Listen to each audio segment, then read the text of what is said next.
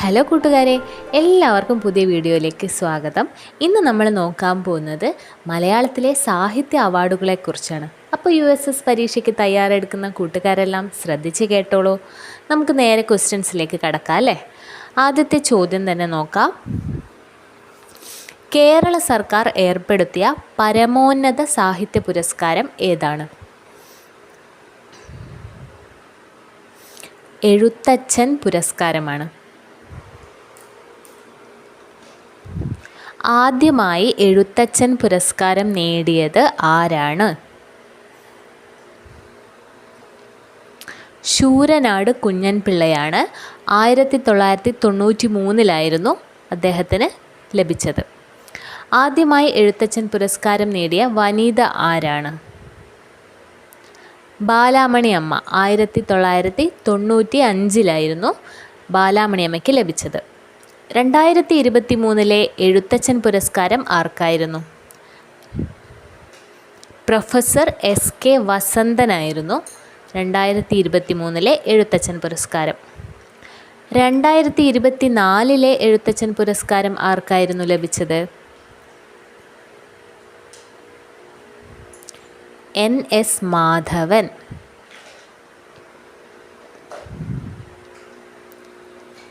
ലന്തൻ ബത്തേരിയിലെ ലുത്തിനിയകൾ, നിലവിളി, തിരുത്ത്, നാലാം ലോകം, ഭീമച്ചൻ ഇവയൊക്കെ ആരുടെ കൃതികളാണ്?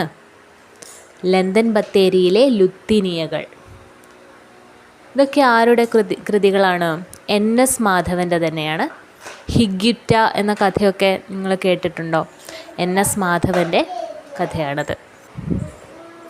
ഇനി നമുക്ക് ഓടക്കുഴൽ പുരസ്കാരത്തെക്കുറിച്ച് നോക്കാം.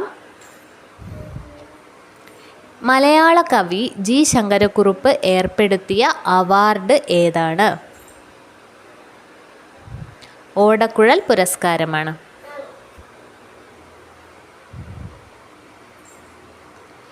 ഓടക്കുഴൽ പുരസ്കാരം സമ്മാനിക്കുന്ന ട്രസ്റ്റ് ഏതാണ്?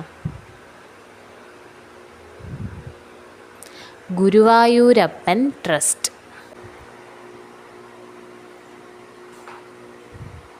2023 ഓടക്കുഴൽ പുരസ്കാരം നേടിയത് ആരാണ്? PN ഗോപികൃഷ്ണനാണ് 2023 ഓടക്കുഴൽ പുരസ്കാരം നേടിയത്. PN ഗോപികൃഷ്ണൻ്റെ ഏത് കൃതിക്കാണ് ഈ പുരസ്കാരം ലഭിച്ചത്?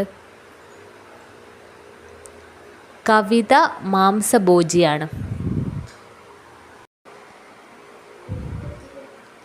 2024 ഓടക്കുഴൽ പുരസ്കാരം ആർക്കായിരുന്നു ലഭിച്ചത്?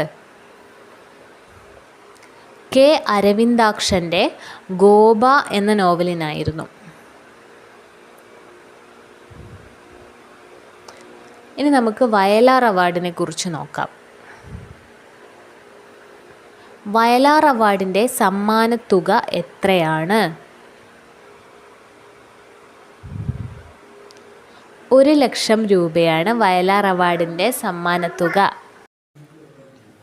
2022 വയലാർ അവാർഡ് ലഭിച്ചത് ആർക്കായിരുന്നു? S ഹരീഷിൻ്റെ മീശ എന്ന നോവലിനാണ് 2022 വയലാർ അവാർഡ് ലഭിച്ചത്. 2023 വയലാർ അവാർഡ് ആർക്കായിരുന്നു ലഭിച്ചത്?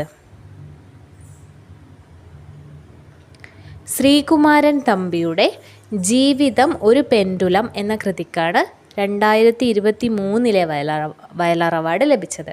ഇനി 2024 വയലാർ അവാർഡ് ആർക്കാണ് ലഭിച്ചത്?